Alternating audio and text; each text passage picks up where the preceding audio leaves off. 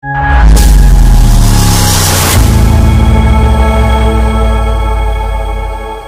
मसीह की, प्रभु आशीष दे। और आज की जो भविष्यवाणी है, जो भविष्य में होने वाली घटना होने वाली है, उसके विषय में जो प्रार्थना के माध्यम से मुझे प्राप्त हुई है। आप सभी को मालूम है, हमारे हिंदुस्तान में एक भविष्यद्वक्ता है जो धीरेंद्र शास्त्री नाम का है, और ये व्यक्ति अपने प्रचार सार के लिए कई जगहों पर जाता है। परंतु परमेश्वर के माध्यम से प्रार्थना में जो बात मुझे मालूम हुई, इस व्यक्ति के लिए दो विपत्तियां मैंने प्रार्थना में देखी धीरेंद्र शास्त्री के ऊपर। पहली विपत्ति मैंने उनके ऊपर एक लकवे का रोग आते हुए देखा। दूसरा, उनके मैंने बायां हाथ को इस कंधे से लेकर पूरे हाथ पर प्लास्टर चढ़ा हुआ देखा, फ्रैक्चर हुआ देखा। हो सकता है भविष्य में उनके ऊपर कोई विपत्ति आ रही है, एक्सीडेंट आ रहा है, या किसी कारण उनको चोट लगी है जिसके कारण उनका बायां कंधा उतर गया और उस पर प्लास्टर चढ़ा हुआ है। ये बात मैंने प्रार्थना में दर्शन के रूप में देखी। कई दिन तक मैं इस बात के लिए प्रार्थना करता रहा, प्रभु ये क्या बात है जो इस व्यक्ति के ऊपर घटने वाली है, और प्रभु से प्रार्थना में मांगता रहा। तब मुझे परमेश्वर ने वचन दिया जिसको मैं आपके बीच में बताने जा रहा हूँ।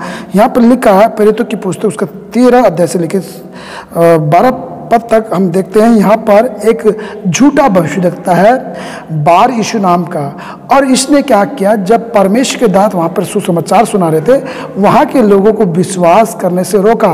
और 10 पद में लिखा है कि यहाँ पे परमेश्वर का दास इसको डांटता है और किस तरह से बोलता है, हे सारे कपट और सब चतुराई से भरे हुए शैतान की संतान, सकल धर्म के बैरी, क्या तू परमेश्वर का सीधा मार्ग को टेढ़ा करना ना छोड़ेगा। 11 पद में लिखा है, अब देख प्रभु का हाथ तुझ पर लगा है और तू कुछ समय तक अंधा रहेगा, सूर्य को ना देखेगा। तब धुंधलाई उस पर आ गई, अंधेरा उस पर छा गया और इधर उधर टूटने लगा ताकि कोई उसका हाथ पकड़ के ले चले।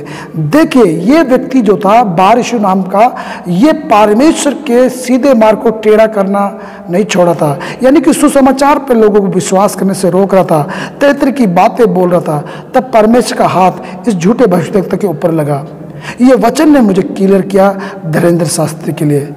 अभी भी हम प्रार्थना करें, परमेश्वर का सीधा मार्ग है जो प्रभु के लोगों को बता रहे हैं कि उद्धार यीशु मसीह है, और कोई उस उद्धार के सुसमाचार को टेढ़ा करेगा तो परमेश्वर का हाथ लगेगा।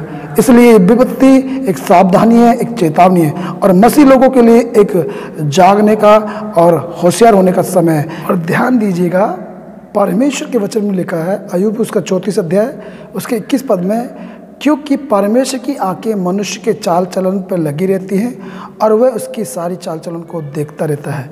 यानी कि परमेश्वर से कुछ भी नहीं छुपा है। इसलिए आप मसीह में हैं तो प्रार्थना कीजिएगा, इस झूठे भविष्यद्वक्ता की तरफ ध्यान मत दीजिएगा। और परमेश्वर का हाथ जब उसके ऊपर न्याय करता है तो परमेश्वर किसी का पक्षपात नहीं करता, वो आप लोगों के साथ भी न्याय करेगा।